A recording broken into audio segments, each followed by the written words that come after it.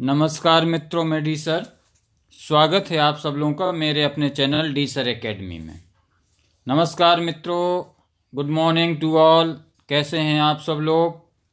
मित्रों देखिए, आज के वीडियो में मैं मध्य प्रदेश को कवर करने वाला हूं, क्योंकि मध्य प्रदेश काफ़ी बड़ा स्टेट है और देखा जाए तो इम्पोर्टेंट बहुत है एग्ज़ाम की दृष्टि से। चाहे वो केवीसी हो, किसी भी तरीके की एग्जाम्स हो, मध्य प्रदेश से संबंधित बहुत सारे क्वेश्चंस पूछे जाते हैं। तो वहाँ का हम आज पूरा निचोड़ इस वीडियो में प्रस्तुत करते हैं। तो इस वीडियो को बहुत ही इम्पोर्टेंट है, क्योंकि ये तो अंत तक देखें। और चैनल पर पहली बार है मित्रों तो चैनल को सब्सक्राइब जरूर कर लें, साथ ही बेल आइकन दबा लें। तो चलिए शुरू करते हैं। है क्या, देखिए कि मध्य प्रदेश राज्य के प्रतीक चिन्ह पहले आपको बता देते हैं कि कौन कौन से ऐसे चिन्ह हैं जो वहाँ के राज्य की मछलियाँ क्या हैं, जानवर क्या हैं, पुष्प क्या हैं। ये सारी जानकारी आपको इस वीडियो के माध्यम से आज मिलने वाली है, तो इस वीडियो को जरूर देखें। तो चलिए स्टार्ट करते हैं। मध्य प्रदेश राज्य के प्रतीक चिन्ह।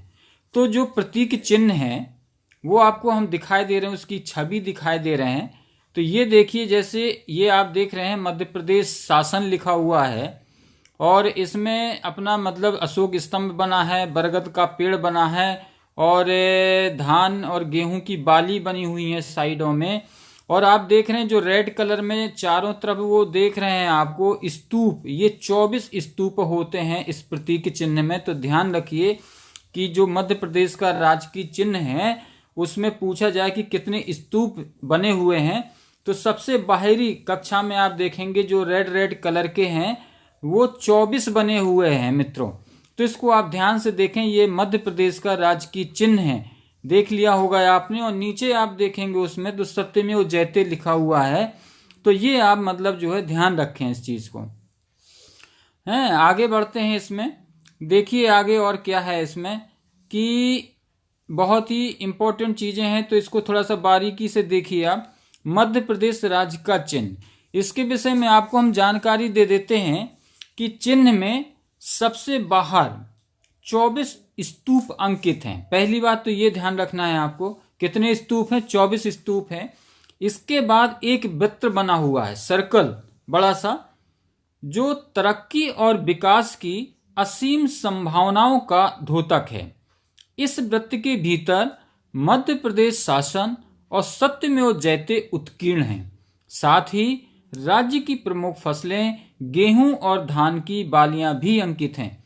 केंद्रीय वृत्त में अशोक स्तंभ की सिंह आकृति और राज वृक्ष बरगद को दर्शाया गया है। तो मित्रों जो वहां का एमपी का यानी मध्य प्रदेश का जो राजकीय वृक्ष है वो बरगद है। ठीक है, तो इस चीज को ये ध्यान रखना, ये बहुत ही इंपॉर्टेंट चीजें, इसमें बहुत सारे क्वेश्चन छिपे हुए हैं, तो इसको आप गौर से देखें। अब हम आपको एक छवि दिखाने जा रहे हैं जो कि बहुत ही इंपॉर्टेंट है मध्य प्रदेश की। इस पक्षी को आप गौर से देखिए, ये बहुत ही इंपॉर्टेंट पक्षी है मध्य प्रदेश का। इसको आप पहचान लें और ध्यान रखिए, ये व्हाइट कलर का है और गर्दन इसकी काली है और इसकी कलगी भी ब्लैक व्हाइट में है। तो इसको आप देख लें, इसकी पूंछ बहुत लंबी होती है, ये देखते जाइए आप इस तरीके से। ठीक है ना, पूंछ बहुत लंबी है। इस पक्षी को पहचान लीजिए, क्योंकि बहुत एग्जाम में पूछे जाते हैं। तो इस पक्षी को बोलते हैं दूधराज। क्या बोलते हैं मित्रों? दूधराज पक्षी है ये, और ये मध्य प्रदेश का राजकीय पक्षी है। ध्यान रखिए, बहुत पूछा जाता है। मध्य प्रदेश का राजकीय पक्षी दूधराज या शाह बुलबुल कहते हैं इसको। यदि दूधराज आता है तब भी सही है, या शाह बुलबुल ऑप्शन में होता है तब भी सही है। पैराडाइज फ्लाई कैचर इसको बोलते हैं। इसे अन्य नाम टिटैनी भी कहते हैं मित्रों। यदि टिटैनी हो तो कंफ्यूज मत होइए, टिटैनी है या महारैनी भी कहा जाता है इसको। यह सुंदर पक्षी होता है बहुत ज्यादा। इसकी पहचान सफेद और काली कलगी और लहराते सफेद पूंछ से है, और ये अपनी निश्चित आयु होने पर शरीर का रंग भी बदल लेता है। तो मित्रों ये दूधराज पक्षी को ध्यान रखिए, ये मध्य प्रदेश का राजकीय पक्षी है। अब इसमें जो है हम थोड़ा सा क्या करते हैं, आगे बढ़ जाते हैं। एक छवि और आपके सामने प्रस्तुत करते हैं जो कि बहुत ही इंपॉर्टेंट है। इस छवि को आप देख लें, ठीक है ना। बहुत ही इंपॉर्टेंट पक्षी है यहाँ का, मध्य प्रदेश का। इसको आप देखिए, ये हिरण शेप में दिख रहा है, इसको देखते जाइए गौर से, है ना। बहुत अच्छी छवि है ये मित्रों। इसको बारहसिंघा बोलते हैं, ये बारहसिंघा है और ये मध्य प्रदेश का राजकीय पशु है, ठीक है। बारहसिंघा है, इसे ब्रेडरी जाति का ये होता है। बारहसिंघा को दलदल का मृग के नाम से भी जाना जाता है, यानी इसका उपनाम भी पूछा जाए तो इसको दलदल का मृग भी कहते हैं, के नाम से भी जाना जाता है, जो हिरण की एक जाति है। यानी जो हिरण होती है उसकी एक ये जाति है, जिसकी दुर्लभ प्रजाति के एकमात्र नेशनल पार्क कान्हा किसली में पाया जाता है मित्रों। और ये जो कान्हा किसली पार्क है, नेशनल पार्क है ये कान्हा किसली, ये मध्य प्रदेश में है और उस पार्क में ये बारहसिंघा पाया जाता है मित्रों। तो ये ध्यान रखिए, एक्स्ट्रा फैक्ट्स हैं ये। अब एक अगली छवि हम दिखाने जा रहे हैं आपको, देखिए बहुत गौर से इसको और ध्यान दीजिए, क्योंकि केबीसी में घुमा के पूछते हैं। तो इस छवि को आप देखें, ये एक फूल है, वाइट कलर का है, देखते जाइए, लंबा सा है ये, देखते जाइए, इस फूल को पहचान लीजिए आप। इसे बोलते हैं लिली। ये लिली होता है, एकदम वाइट कलर का होता है ये लिली है मित्रों। और इसको थोड़ा सा ध्यान रखना है आपको, बहुत पूछा जाता है एग्जाम में। ये मध्य प्रदेश का ये राजकीय पुष्प है, जिसे हम लिली कहते हैं, यानी कि सफेद लिली। लिली ऐसी फैमिली का एक मेंबर है जो एक प्रकार की शाखी पौधे हैं, जो आकृति और सुंदरता के कारण विश्वविख्यात है। इसका तना काफी ऊंचा होता है। तो मित्रों आपने देख लिया है, इस पुष्प को पहचान भी लीजिए, ठीक है, और बार बार देखिए। तो ये इसके एक्स्ट्रा फैक्ट थे जो कि आपको ध्यान रखने हैं। अब हम बढ़ते हैं, आगे की एक छवि दिखाते हैं, इसको गौर से देखिए। एक बहुत बड़ा ये पेड़ है, इस पेड़ को आप देखते जाइए, बहुत सारी ब्रांचेज हैं इसमें, बहुत सी शाखाएं निकली हैं इसमें, बहुत घना बड़ा सा पेड़ है मित्रों। ये बरगद का पेड़ है, देखिए कितनी शाखाएं हैं इसमें, हरा भरा पेड़ है, इसको देखते जाइए। और इसकी जड़ें देखिए बहुत दूर दूर तक फैली हुई हैं और बहुत सारी ब्रांचेज हैं। तो देखिए बहुत बड़ा पेड़ है, ये बरगद का पेड़ है। और आपको बता दें कि मध्य प्रदेश का जो राजकीय वृक्ष है वो मित्रों बरगद होता है, ध्यान रखिए। ये मोरेसी कुल से संबंधित है। यदि कुल भी पूछ दिया जाता है कि बरगद किस कुल का पेड़ है, तो मित्रों ये मोरेसी कुल का है, ध्यान रखिए आप। और जिसका वैज्ञानिक नाम, ये बहुत इंपॉर्टेंट है, क्योंकि जिस प्रदेश के राजकीय वृक्ष होते हैं तो उसके वैज्ञानिक जियोलॉजिकल नेम भी मालूम होने चाहिए। तो जो बरगद होता है, इसका जो वैज्ञानिक नाम होता है वो फाइकस वैनगेलेंसिस होता है।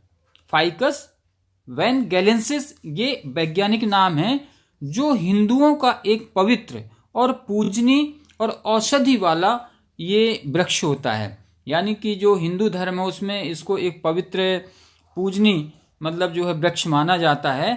और देखा जाए कि औषधि की दृष्टि से ये मित्रों एक महत्वपूर्ण पेड़ होता है, तो इसको पहचान लीजिए आप। और एक अगली छवि आपको दिखाने वाले हैं, इसको देखते जाइए गौर से। यहाँ पर एक मछली है, फिश है, इस फिश को आप पहचान लें। ये फिश को गौर से आप देखें, और देख लिया होगा आपने। और इस फिश को कहते हैं महासीर। महासीर फिश है ये मित्रों। और ये जो फिश है ये मध्य प्रदेश की राजकीय मछली है, जिसे हम महासीर कहते हैं, महासीर के नाम से जानते हैं। महासीर मछली जो प्रदूषण रोकने और पानी को स्वच्छ रखने में मदद करती है, और जिसका वैज्ञानिक नाम है टोर। ये ध्यान रखिए, वैज्ञानिक नाम भी पूछ सकते हैं केबीसी में या किसी अदर एग्जाम में, कि जो महासीर मछली होती है उसका वैज्ञानिक नाम क्या है, यानी जियोलॉजिकल नेम क्या है। तो मित्रों इसका वैज्ञानिक नाम होता है टोर। अब मित्रों हम एक जो आगे की छवि, अगली छवि दिखाने जा रहे हैं, इस छवि को आप गौर से देखें। इस छवि में क्या है, एक पोल होता है और ये जमीन में गड़ा होता है, और इसमें मित्रों बहुत से लोग हैं, ये शाखाओं का काम करते हैं, ये लटके रहते हैं, चढ़ते हैं ऊपर इसमें। इससे छवि को आप गौर से देख लें, बहुत सारे लोग इसमें अटैच होते हैं। ये एक छवि है, एक खेल का नाम है, इसको बोलते हैं मलखम्ब। ये मध्य प्रदेश का मलखम्ब खेल है, जिसमें बहुत सारे लोग होते हैं, एक पोल पर चढ़ जाते हैं, एक ब्रांच टाइप की बना लेते हैं। ठीक है, तो ये वहाँ का एक राजकीय खेल है जिसे हम मलखम्ब के नाम से जानते। तो ध्यान रखिए, मलखम्ब एक प्राचीन खेल विधा है जिसमें एक मैदान के बीचों बीच खंभा गाड़कर प्रतियोगी को खंभे के सहारे करतब दिखाना पड़ता है। खेल से किसी खिलाड़ी के पूरे शरीर का व्यायाम भी होता है। तो मित्रों, ये देखते जाइए, बहुत सारी इंपॉर्टेंट चीजें हम इस वीडियो के माध्यम से आपको दिखा रहे हैं। और ये देखिए, एक रंगमंच आपको दिख रहा है, एक मंच दिख रहा है बड़ा सा, इसमें कुछ कैरेक्टर भी आपको दिख रहे हैं, रंग बिरंगे कपड़े पहने हुए हैं। इनको आप देखते जाइए गौर से। एक ऊंचा सा बड़ा सा मंच दिखाई दे रहा है, इसको माच बोलते हैं। ठीक है, तो ये जो माच होता है मित्रों, ये मध्य प्रदेश का राजकीय नाट्य माच है, यानी राजकीय नाटक है। इसकी प्रस्तुति एक ऊंचे और खुले मंच के रूप में की जाती है। ढोलक तथा सारंगी के साथ में, यानी जो महत्वपूर्ण वाद्य यंत्र हैं ये, इनके साथ में ये खेला जाता है। और प्रदेश में इसका सर्वाधिक प्रचार क्षेत्र मालवा अंचल के अंतर्गत आता है। तो ये माच होता है, ये राजकीय नाट्य है यहाँ का। और एक छवि और प्रस्तुत कर रहे हैं हम आपके सामने, इसको देखिए जरा। ये जो है छवि आप देख रहे होंगे, ये छवि गौर से देखते जाइए। ये महिला है और ये नृत्य करती हुई दिखाई दे रही है। और इस तरीके से इसके परिधान देखिए कैसे पहने हुए हैं ये। तो इसको राई बोलते हैं मित्रों।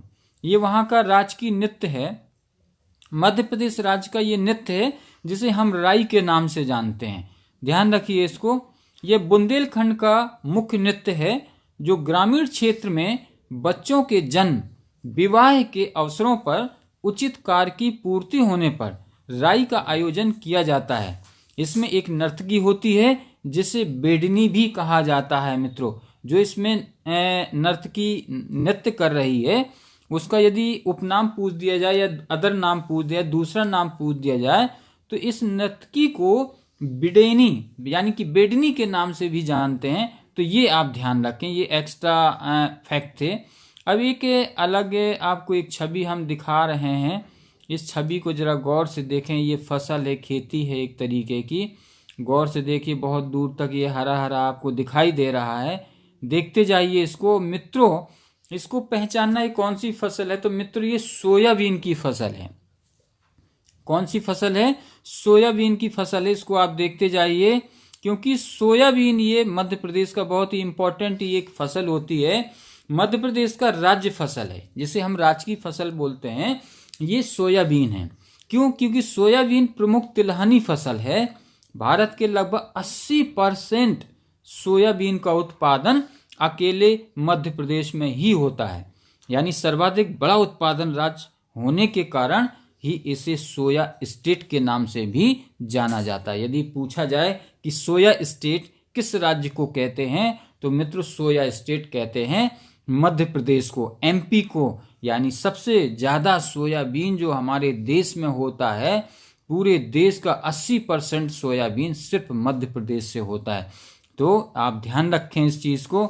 और मित्रों ये बहुत ही इंपॉर्टेंट चीज है, ठीक है, इसको आप जरूर ध्यान रखें।